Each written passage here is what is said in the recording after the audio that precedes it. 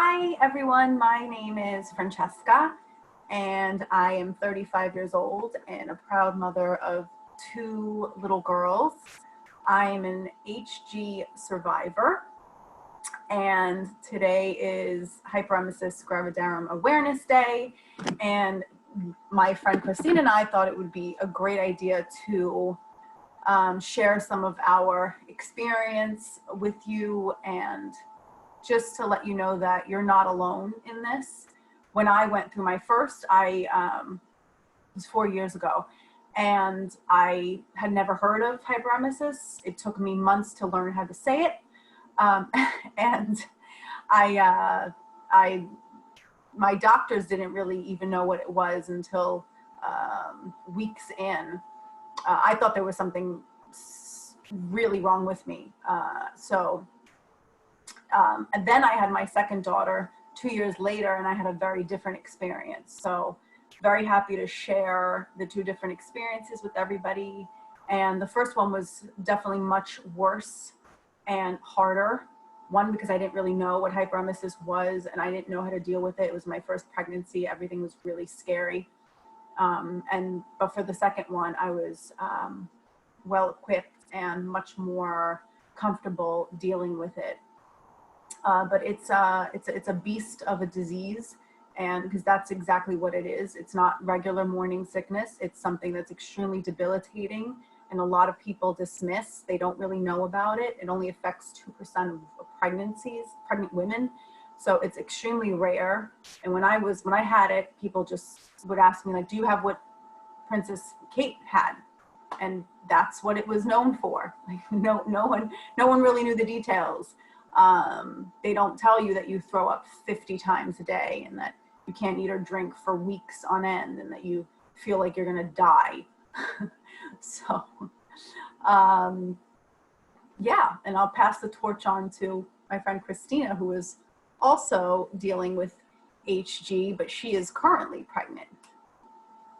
Hi everyone, my name is Christina Angelillo. I too am 35 years old. I'm also currently 34 weeks pregnant with my second child. I have a 16-month-old boy, and this is now my second baby. So, like similar to what Francesca said, we wanted to create this video as a resource and as a place for support for other women who are suffering with HG. I have a unique situation where my first pregnancy, I did have, very bad morning sickness. I was probably sick up until week 20, loss of appetite, was unable to eat, wake up dry heaving in the morning. However, my first pregnancy, as tough as that was, I was still able to function, get to work. I was able to, kind of just deal with it day to day without it really, stop debilitating me. However, when I got pregnant with my second child, I knew something was very different, and we'll talk about that a little bit later in the video. But I just wanted to also let you guys know quickly how Francesca and I know each other. In the midst of when I first got pregnant with my second child, and I realized that I had developed HG, I was speaking to one of my colleagues at work who had told me that a cousin of hers went through the same thing, and she immediately put me in touch with Francesca, who had already gone through HG with 2 of her children. And Francesca was an incredible support to me during that time, and I really don't know how I would have survived this without her, because it was just so reassuring to have someone to speak with who literally went through the same thing as me. Of course, we had varying symptoms at times, but in general understood what this was and how it greatly impacts you and how hard it was for me. And Francesca was absolutely amazing. So I just wanted to give her a shout out. She was an amazing support. And again, we'll talk more, as the video progresses, just about our relationship and, how important it is to have someone in your life to support you like that during this time. So before we go into some of the questions that we have for each other, I just wanted to also just give a little disclaimer that you know, Francesca and I are not in the medical field. This video really is just our own personal experience with our HG journey. So of course, you know, any questions that you have, really, it's important to consult your physician. Okay. So before we get into the questions, I just quickly wanted to say, to piggyback off of what Christina just mentioned, when my cousin told me that there was a friend of hers who was suffering from what she thought I had, if I could reach out to her, my first thought was there's no way she has HG, because I had never met anyone who had HG. When I hear most women complain, it's the nausea 24/7, but they rarely throw up, or if they throw up, it's like once a day. So I've heard that plenty. So when I actually reached out to her and we started communicating, I realized, like, wow, she really is. And I was thrilled to be able to just be there to listen to you and help you in any way, shape, or form, because I know how important it is when you feel so alone. Like when I went through it, I wish I would have had somebody to talk to. It would have made a world of a difference. So I was just glad I could help. Also, really quickly, I also wanted to say that my 16-month-old might be in the background at some point in this video because we are under quarantine. It's hard to have a free moment, as I'm sure if any of you are already mothers know that. So I apologize if you hear some noises and screaming in the back. All right, so let's get into it. And there might be some, you know, TMI, but that's part of being a mother and part of being pregnant. So if it's too Absolutely. much, just stop the video at any point. So Christina, when did you start to feel sick, and how soon did you realize it was not your regular morning sickness? Okay, so like I had previously said, because this was my second pregnancy, I was able to realize that the sickness that I was experiencing was very, very extreme compared to my first. So it was right at week 6 that I started getting morning sickness. Again, it kind of felt similar to my first, but then it just progressively got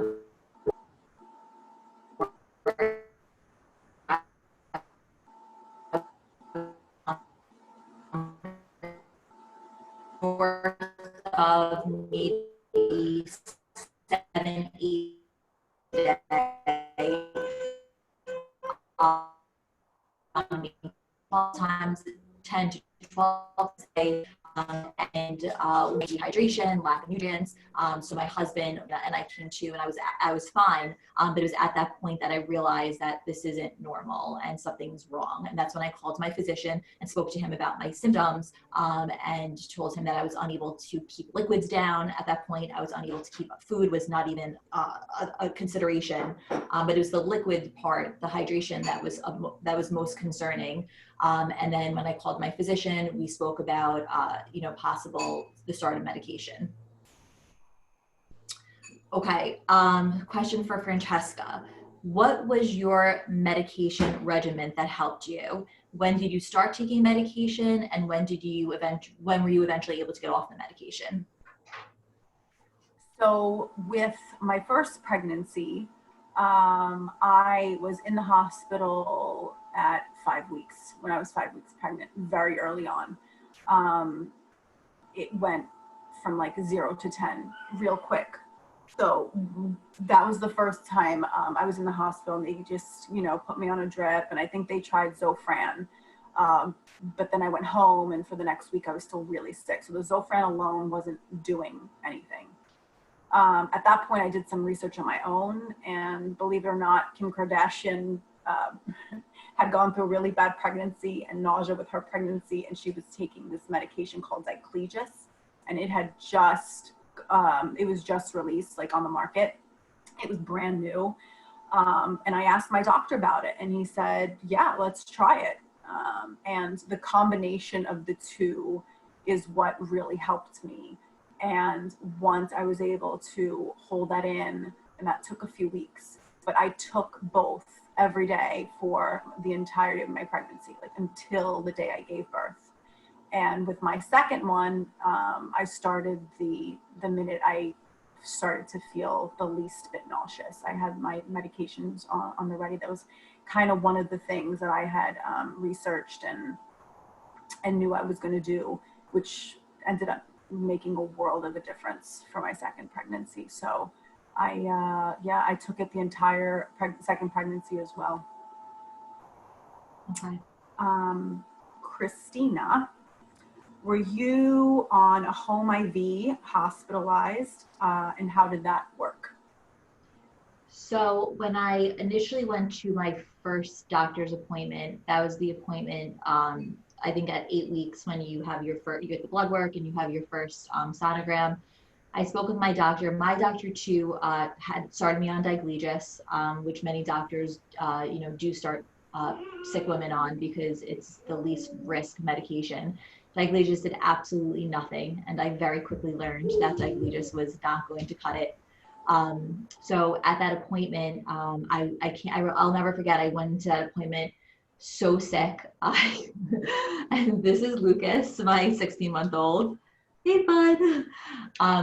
So at that first appointment, I came in so dehydrated, so malnourished. I was so sick. And my doctor luckily quickly realized the need for the hydration.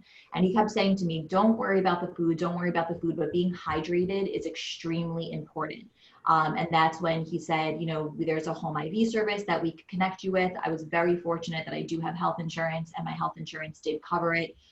So I was put on the IV. A nurse came to the house every couple of days to change the IV. And it was great because it was very hydrating. And then in the IV, I was able to have, I was also put on Zofran. So my Zofran medication was pushed into the IV bag, as well as a multivitamin that had the folic acid, because I was unable to take my prenatals because I was so sick. So I was fortunate too that I was able to get the folic acid in the IV bag, so the baby was getting the nutrients that it needed. Then I would say probably at week maybe 10, 11, unfortunately the medication, although it helped a little bit, it really still, I was so sick. I was vomiting still and more dry heaving because there was such little food in my system. But I was just so ill. Like the feeling in my body is something that I'll never forget. Just feeling so desperate, and it just never getting relief. So it's probably around like week 10, I would say 10 and a half, that I, maybe even week 9, that my husband just like recognized in me that I was really lethargic. I was losing so much weight. I ended up losing about a total of 20 pounds. So unable to eat, very lethargic, very lifeless, just laying in bed. And he was concerned, and he felt like he just wanted me to go to the hospital to just get some blood work done, check some of my levels. So I went to the hospital and I ended up being admitted. And I was probably there for, I want to say 4 nights, 5 days. But the hospital, was really actually a great turning point in my HG journey, because it was at the hospital where they tried they continue to try different variations of medications. And that was great. So the nurses tried some different things. So I continued on my Zofran, but in addition, they also added another anti-nausea called Phenergan. And that I did in addition to the Zofran, and I alternated them. So it was there that they did that, which was great. And the hospital too, I felt was like a little bit in a way of, I just felt like finally, like, people were recognizing how sick I was and how serious this was for me. So the hospital experience actually was a positive experience for me. And it was at the hospital where I actually was able to get some food down. I remember ordering like some bagels at the hospital has crackers and bagels and ginger ale. So I was able to order all these different things, and I would try different things. And it was at the hospital where I started taking like a liking to cinnamon raisin bagels, and I started eating like a little bit of it, and I was slowly able to keep it down with the new medications that I was on. So for me, the hospital experience ended up being positive. I really did feel like it was a turning point in the right direction. Okay. I wish I had an IV at home. What did you say? I said, I wish I had an IV at home. Oh yes, I know that was a big difference with Francesca and I. Francesca didn't have a home IV, but I did, and I definitely highly recommend, uh, if you're able to do that, to speak to your doctor about it, because that home IV, although it was, it had its challenges being, tied up to a IV bag, and like as I said, at the time I had a 10-month-old, that definitely had its challenges, but I think the hydration like really, it really helped me. All right, question for Francesca. What were some remedies that provided you with relief and comfort? So this question I think is really important because a lot of you at home right now who are suffering through this are probably like, what can I do to get relief, right? Like we all want some type of relief.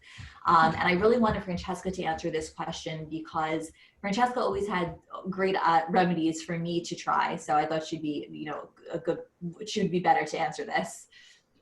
Yeah, I mean, for me, it was my first pregnancy, which was the worst of the two. I wasn't able to start eating anything until about week 10, and not throwing it up. So it had to be something like a carb, but very, very little and very slowly. And I just remember bagels and blueberry waffles, and small sips of cold, whether ginger ale or water, and nothing else really. But I found that if I was able to eat a little bit at a time, I felt my stomach would kind of ease up a bit. But in addition to that, and the medication, obviously, which was the biggest remedy, my husband started making these ginger. I mean, if you're going through this or any kind of nausea, they tell you, you hear about ginger all the time. Everybody talks about it. I had so much of it, I felt like I was going to turn into I had it all the time. But the best way that I had it, the best form for me was in a nice pop. So my husband came up with this like chamomile ginger mint recipe, and he would make these little ice cubes out of it, and I would eat those nonstop. And for whatever reason, the cold feels really nice, and it was very easy coming up. I know it sounds gross, but it was something that was very easy to throw up, because when you're going through this, you think about that. Like, if I eat this, how bad is it going to taste coming up? And I found that watermelon and ginger ice cubes are really easy to come up. But those are great. And ice cold, like organic cucumbers, those were really good.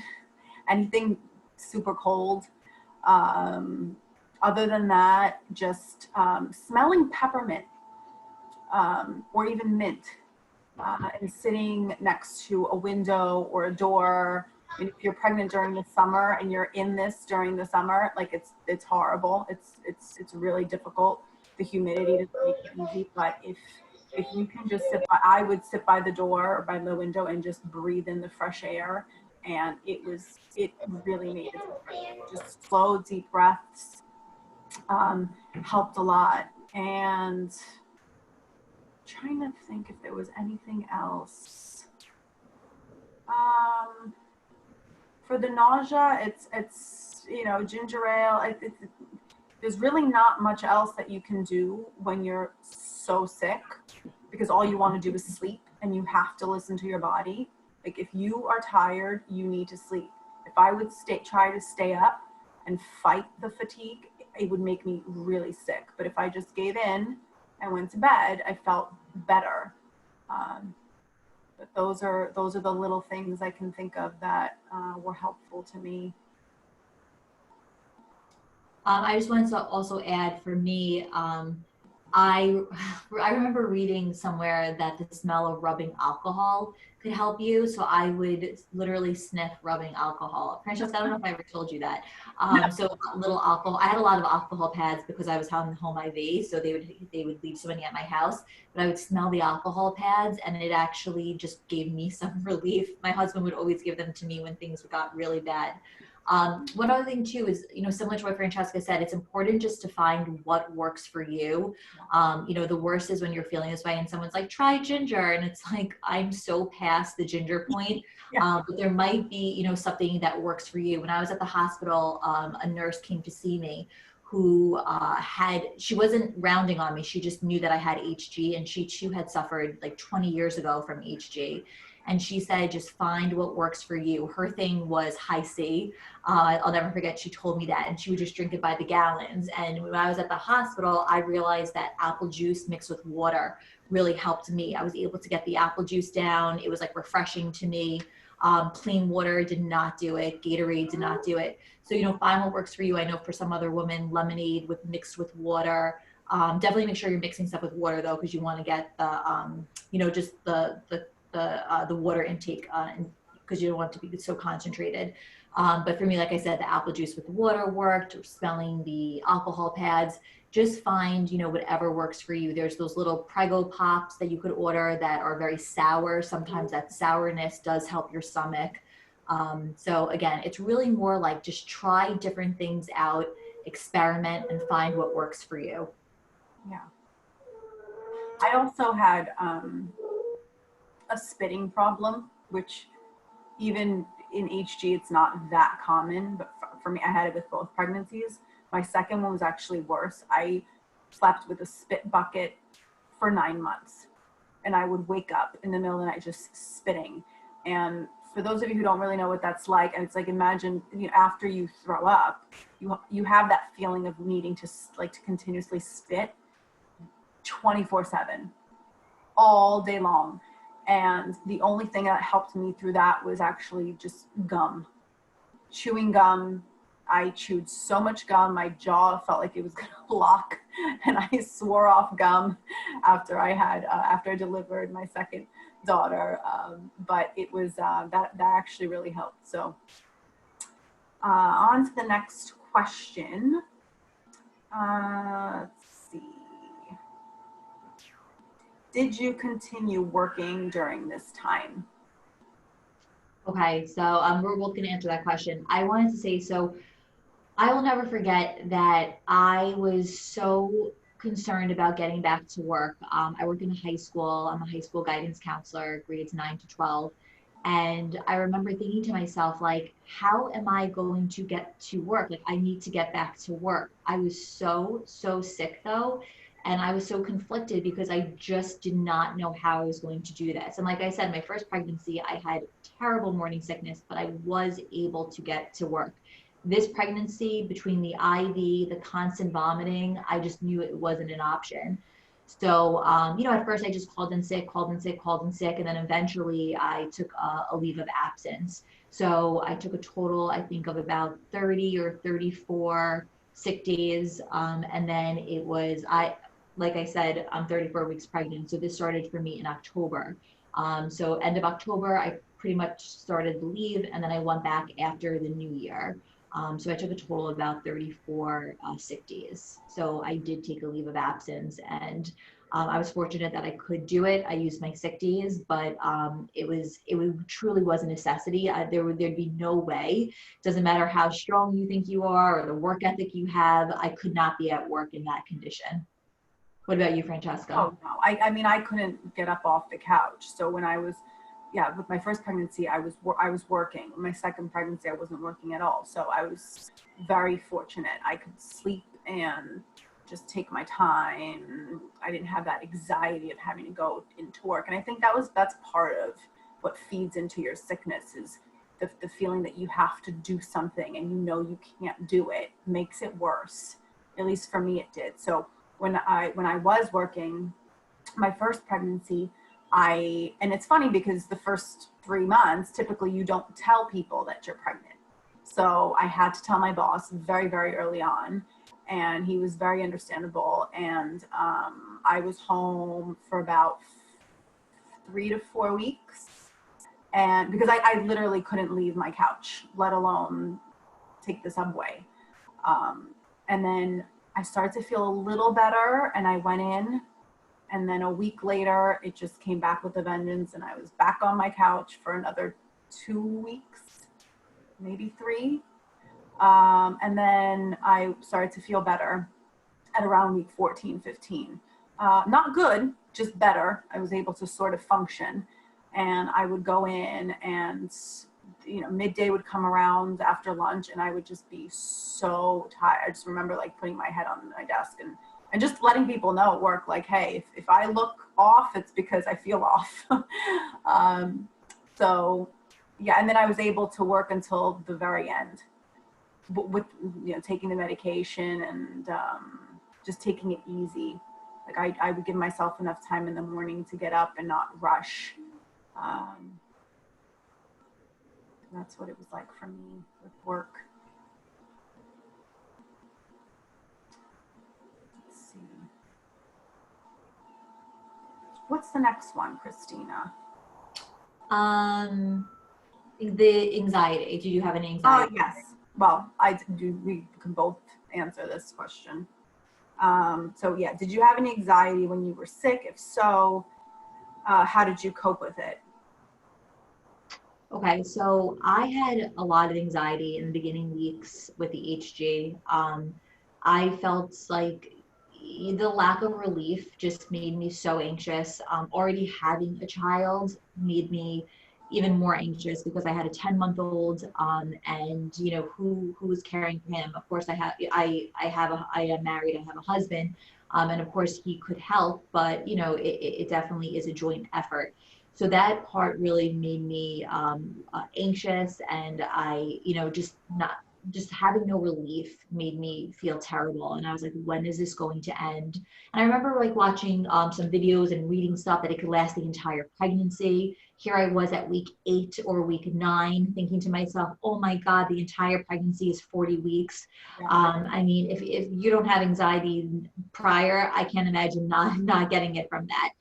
So I did have really bad anxiety. Many days I'd be home just laying in bed, constantly going to the bathroom and throwing up and not having any relief. And it made me miserable. I was miserable. I was sad. I was upset. I was like, why is this happening? So I definitely did suffer from anxiety, and it was exacerbated with the condition. So some things that did help me was, just talking to people. Again, I have so fortunate to have Francesca as a resource.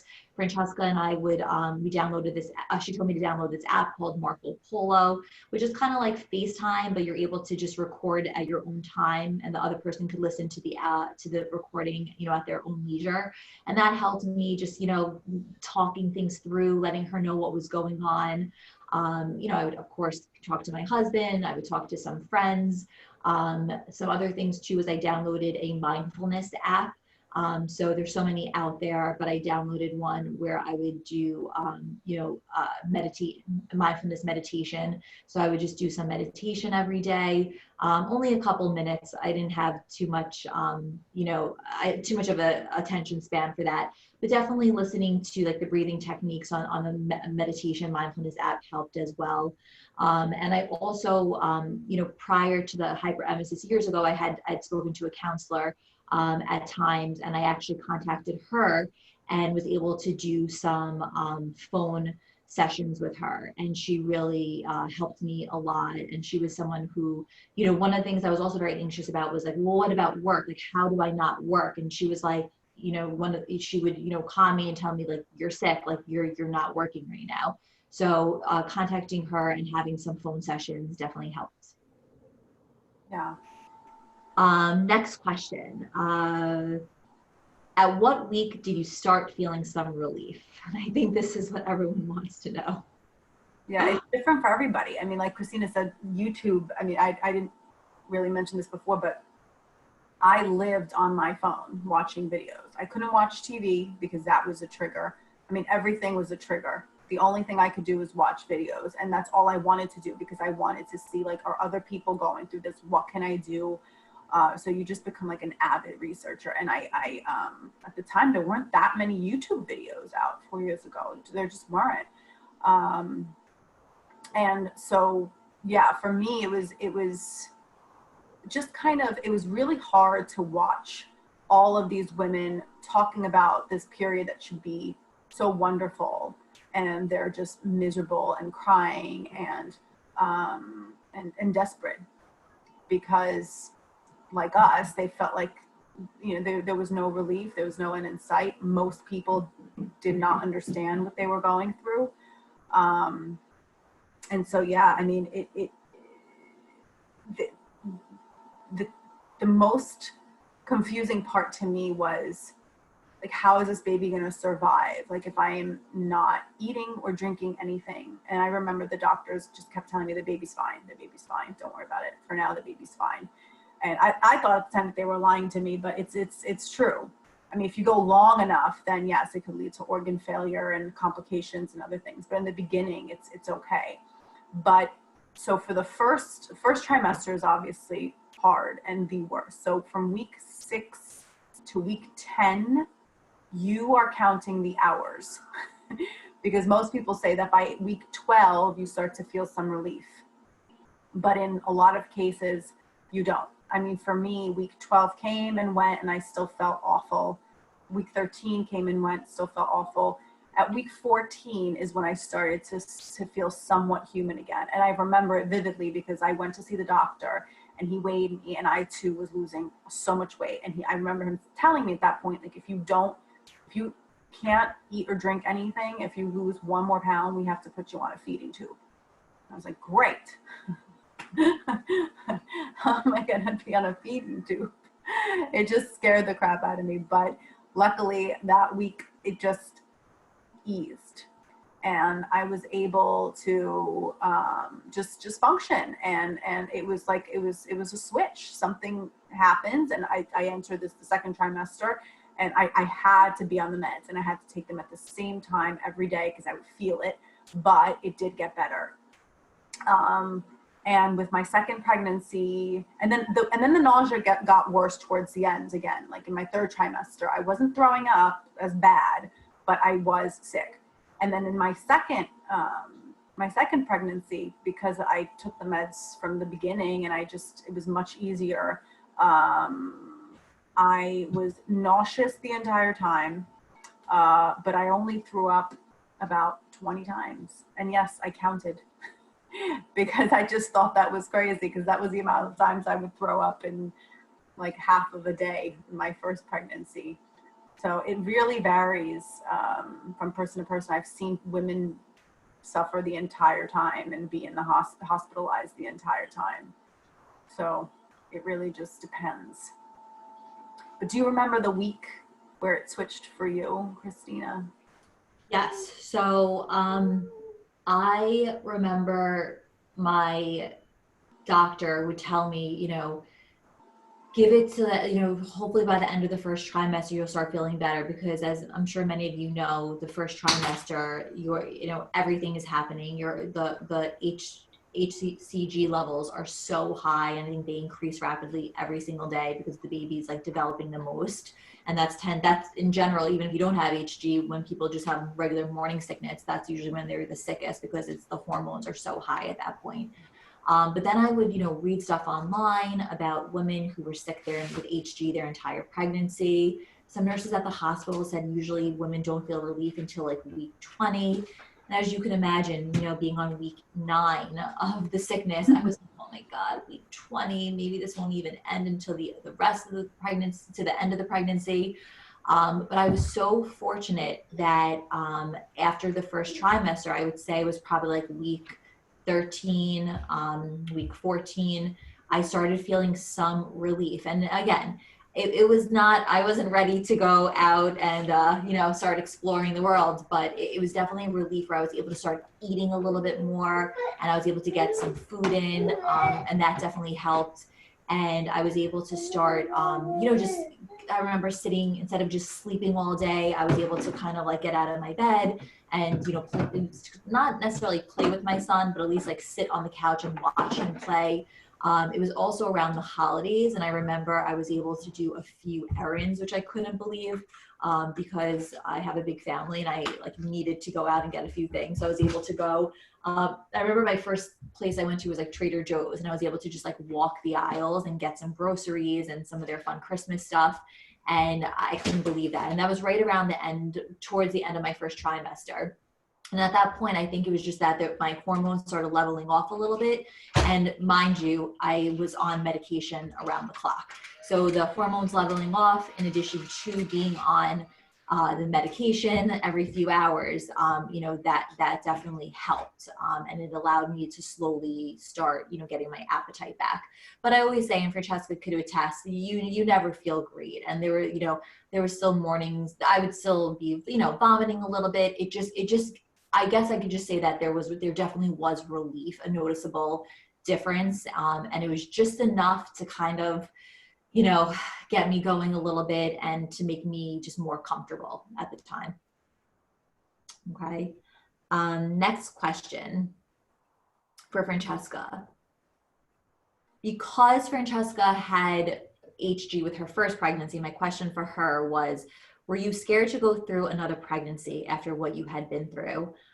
Did you have HG again? Did you have a different approach to your HG symptoms with the second pregnancy? Yeah, so after I had my daughter and throughout my first pregnancy, I just kept thinking to myself, and as awful as it sounds, I could understand how certain women terminate their pregnancies because it is extremely, extremely difficult on your body, on your mind, emotionally. It's very hard.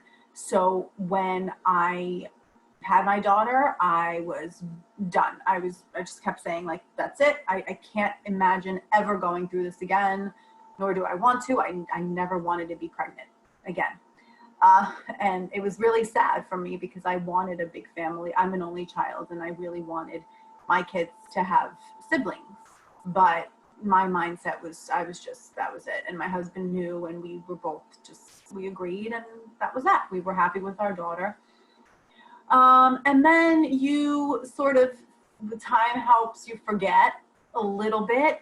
I never really forgot what HG felt like and what it did to me, but I got this rush of courage. And again, once I started researching, and there was a lot more, like I found a few things really helpful, which we're going to include some links below for you guys to use as well. The HER Foundation, which is this global nonprofit with the mission to just increase awareness through support, education, research. I joined this Facebook group called just Hyperemesis Gravidarum Awareness. It's a private Facebook group, and the women on there are so helpful. Everyone has a story. Everyone has good advice. I was able to just gather enough information to build up the courage to just try again.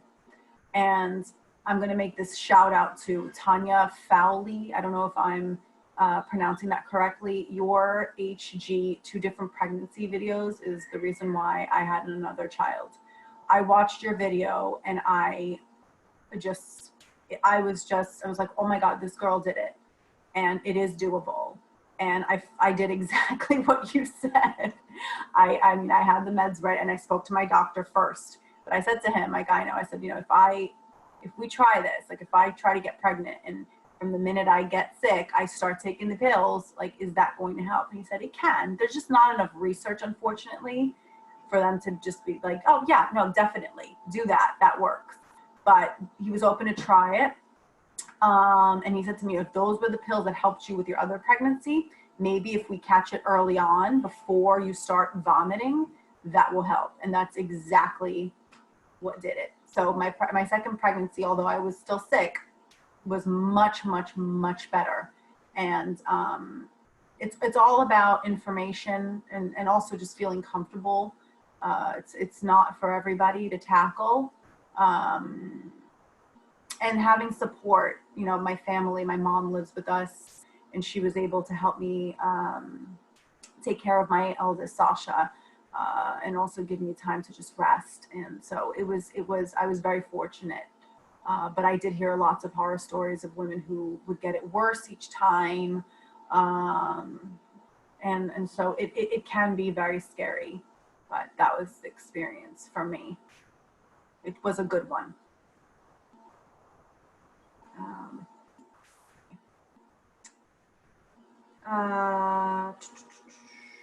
Christina, this is a good one. What would you tell your old self at 7 weeks pregnant, deep into HG? That's a good question. Before I answer it, I just wanted to actually go back also to my other question, because as I told you, I'm 34 weeks pregnant now. So I'm sure a lot of you are wondering, like, you know, what has this like pregnancy been like, because it started with HG. So like I said, after the first trimester, I started getting some relief. I hate to say I felt better, because it wasn't feeling better. It was getting some relief, and I was able to eat again. So that after the first trimester, that was a big turning point for me, because I was able to slowly start eating again. I started like not craving like, you know, like pregnancy cravings, but, you know, feeling like I wanted some like real food. Like I felt like I wanted some protein a little bit. So I was able to, again, start slowly eating again and starting to gain some weight, gain back my, you know, just my strength. So it was so gradual. And I would say that every week after that, I started feeling, you know, just slightly better. For me, the mornings were always the worst. To this day, sometimes, you know, I could wake up and dry heave a little bit after brushing my teeth. So I'm still at 34 weeks, not 100%, but as you could see, I have makeup on, I did my hair, I'm so much better than I was. So I definitely, you know, in the second trimester started feeling better. I was able to go back to work, function at work. I was making dinner for the family. So I did get relief, and I was very, very fortunate. And like I said, you know, it definitely got better for me every single week. Now that I'm in the third trimester, similar to Francesca, the nausea has come back a little bit. It's nothing like it was. I still now take my medication in the morning. Throughout the entire pregnancy, I tried my very best to gradually take myself off, to wean myself off the medication. So the first trimester, I started on a much higher dosage, and then throughout the pregnancy, as I started getting that relief, I started to gradually decrease. So now I just take like a half a pill in the morning, and that pretty much does the trick. But I never feel 100%. Even with my first pregnancy, it wasn't until I delivered and got the baby out and the placenta out that I really felt like myself. So again, the morning times sometimes are still really tough for me. It's tough for me to get out of bed. I have to, you know, eat right away still. Like I can't be on an empty stomach for too long. So that's been kind of like how it's been for me. But getting back to the question, what would I tell myself at 7 weeks? I would tell myself that you are strong and you are going to get through this. And although time seems so slow right now, and that there's no end in sight, you will get through this. And one of the big things for me too was just, you know, like, when is this going to end? What week will I feel better? But, you know, just try to rest your minds. You know, every person is different with when they start getting that relief.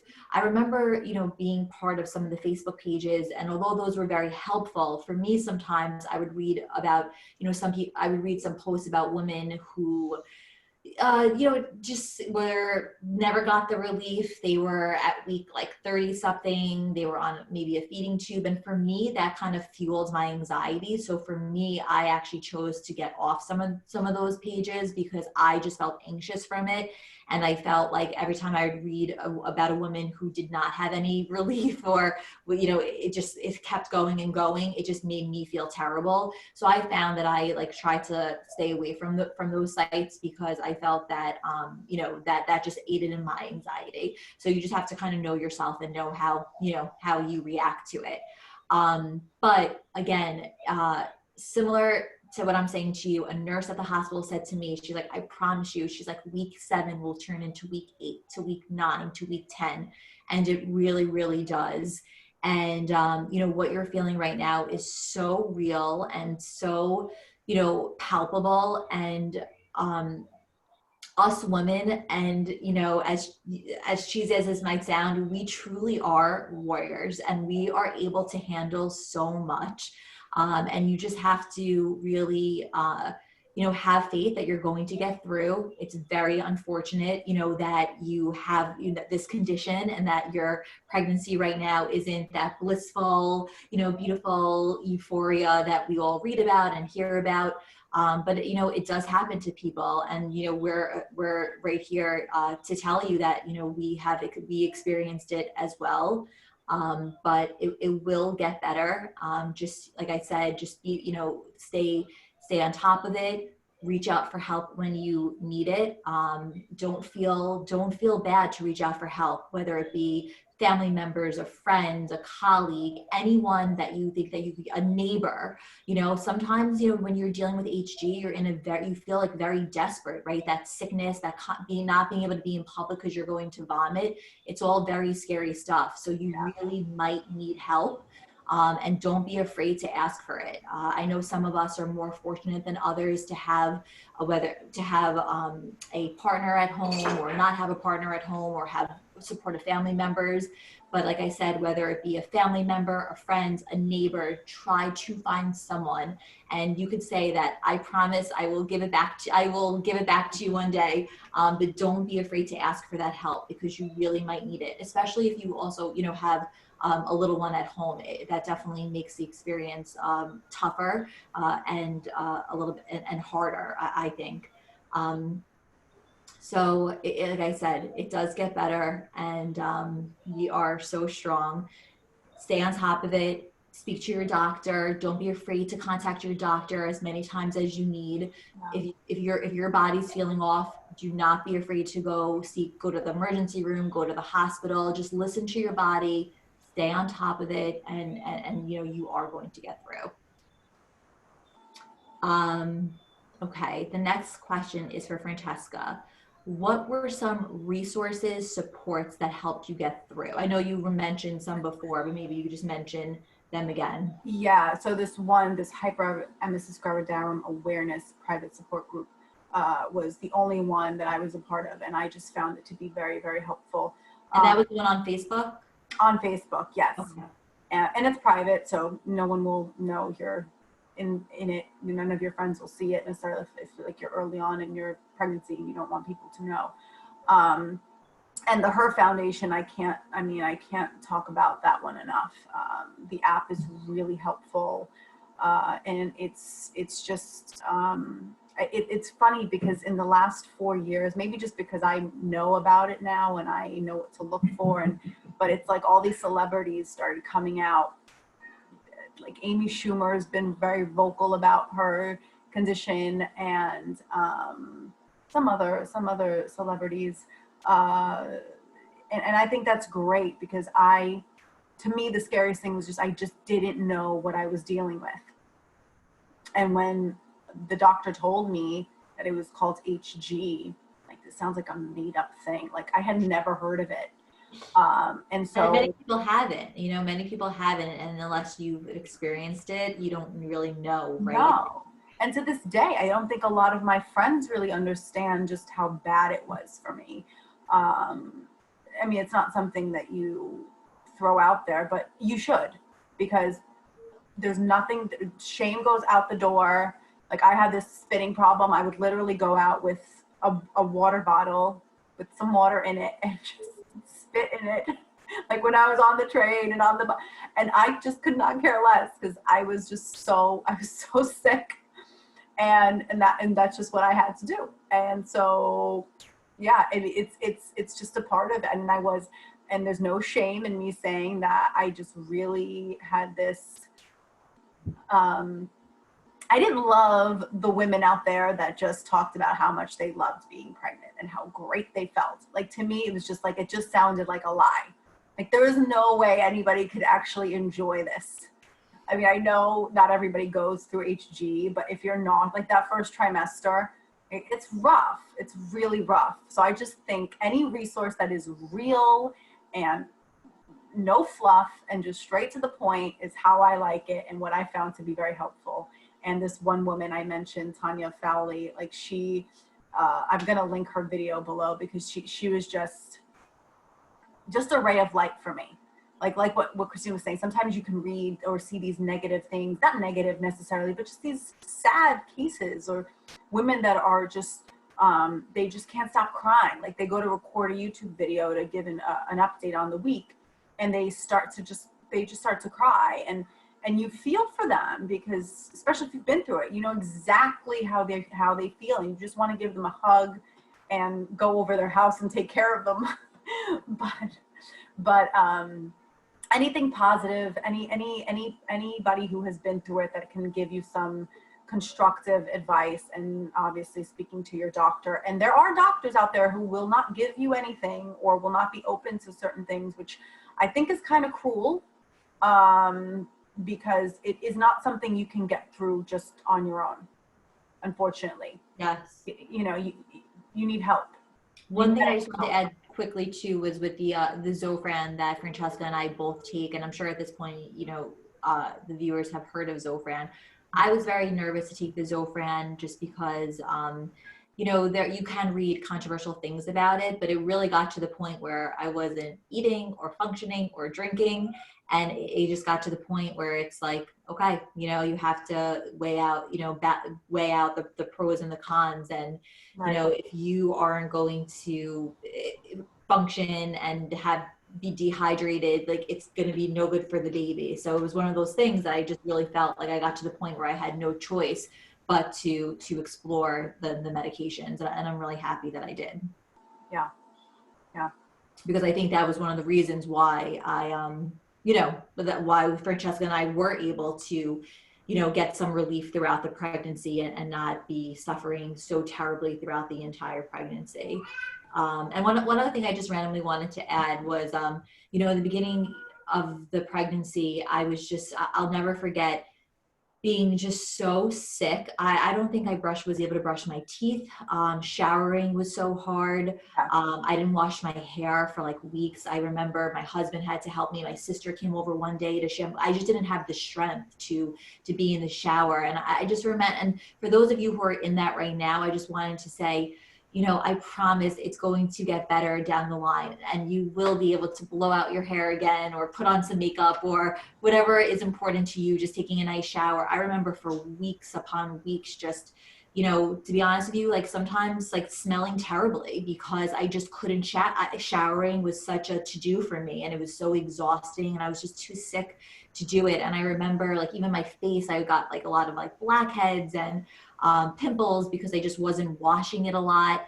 And I miss that because I happen to be more of a, you know, a girly girl, and I like, you know, I liked to be able to groom and take care of myself. So that was really hard for me, just feeling so gross. But like anything, you know, in time, all that slowly came back, and it really does come back.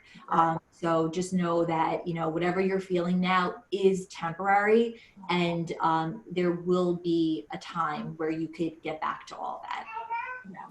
Yeah. So just in conclusion, I just want to add, when you do have the baby, this is for all women and for you too, Christina, but I mean, you know this already, but the minute you deliver, the HG is gone. Like you literally feel like a weight has been like, it's crazy. Like I didn't know. So when I delivered my daughter Sasha, I was just like, as soon as I delivered her, that dryness in my mouth was gone. That I had this like metallic taste in my mouth the entire time, my entire pregnancy, gone. Like I had no idea what nausea was anymore. It just you feel so much better the minute they're out. It's just it's crazy how that works. And also I have a blog, which I'm also going to link below. And the name of the blog is Sess Suggests, and it's mainly about food, but I wanted to put some mommy and me things in there. And I did include 2 lengthy posts about my pregnancies, and I didn't realize just how long they were going to be, but I had so much to say. But I feel like I wish, again, that I would have had something to read like that when I was going through it, because it's very real. It's there's a lot of like resources on there, but it's also just, it's my experience, and it's two different experiences. So hopefully you can, if you choose to read, there's something in there that you can find that helps you, even if it's just a little bit. I mean, that means something. Definitely check those out. I read them before I really got to know Francesca. I read her blog, and it was really awesome to read them. They really helped me a lot. And again, just like being able to read someone's experience that is going to be similar to yours, it just provided me with relief, knowing that I wasn't crazy, I wasn't making this up, and that what I was feeling, it was not normal, that it's not normal, typical morning sickness. No. It's very, very, very different. Yeah, yeah. One last question, and then we'll wrap this up. How many, I can't believe we didn't include this, but how much would you say was the most that you can remember ever throwing up in one day? Oh, man. Did you ever even count? I don't even remember, but I would say, you know, maybe like, I didn't really count, but it was maybe like sometimes 12 times, 13 times. It was really painful. What about you? Oh, I got up to 50. Oh, That's including like the dry heaving. the dry heaving. It's because obviously you're not eating, so you're not throwing up, and you get to the point where you throw up foam. I mean, it's just like, it's torture. It's absolute torture. But yeah, 50 times. It is. And remember, I'm not exaggerating.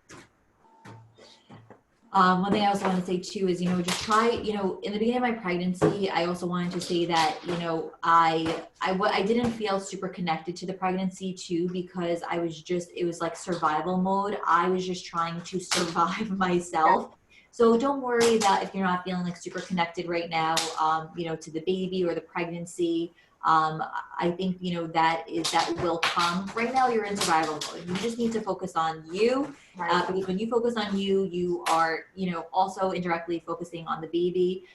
So focus on just getting yourself well, getting yourself to a place of, you know, some type of comfort. And again, just making sure you're taking care of yourself, because by taking care of yourself, the baby's needs will be taken care of as well. And eventually, you know, there will be a time where you will start, you know, feeling better, and you will start connecting more, and that will all kind of fall into place. Do you feel this similar, Francesca? 100%. I mean, especially if it's your first pregnancy, because you don't see anything, and you just feel sick, so you're miserable, and you just want it to end. And then it's funny how it works, because then when you actually start to see the bump is when you start to feel better. At least that's how it works for me. And so it did get a little better and a little more positive. But I'm not gonna lie, I did not like being pregnant ever. Like at any point with either of my pregnancies, I just wasn't, I never got into it. It's amazing. You go, you hear the heartbeat. It's beautiful. Like I wish if I wasn't so sick, if I didn't get so sick, I would have like 10 kids. I love being a mom, but I really dread pregnancy. No, I agree. I don't love the whole pregnancy experience either, just because unfortunately, for whatever reason, it just does not, it doesn't, you know, react well with my body. Even now in the third trimester, I have very bad, you know, some of the nausea came back a little bit. I have the acid reflux. I just don't feel like myself, unfortunately. There's something in me that just doesn't feel right. But like I said, the second I deliver, I'm good to go. So for me too, I just, you know, I'm grateful for the pregnancy. The having the baby is just so incredible, but I prefer the baby outside of me as opposed to the baby inside of me. But like I said at the beginning of the video, remember, I lost 20 pounds at the beginning of my pregnancy. And as you could see, the weight came back, and, you know, the baby's healthy and it grew, and it really ends up working itself out. It does. Okay, so we will definitely link some of the sites and resources that we had mentioned throughout the video. And we just want to thank you for taking the time to listen to us. And we just want you to know that you're not alone in this. What you are experiencing is very real. It's very debilitating, and it's very, very hard, but we promise you it will get better. Don't be afraid to reach out to people for help. And, you know, it's very important to create that support system in your life, whoever it might be for you. Just try to find someone that could give you that support, because it's not an easy time. Yeah. Okay. Bye, guys.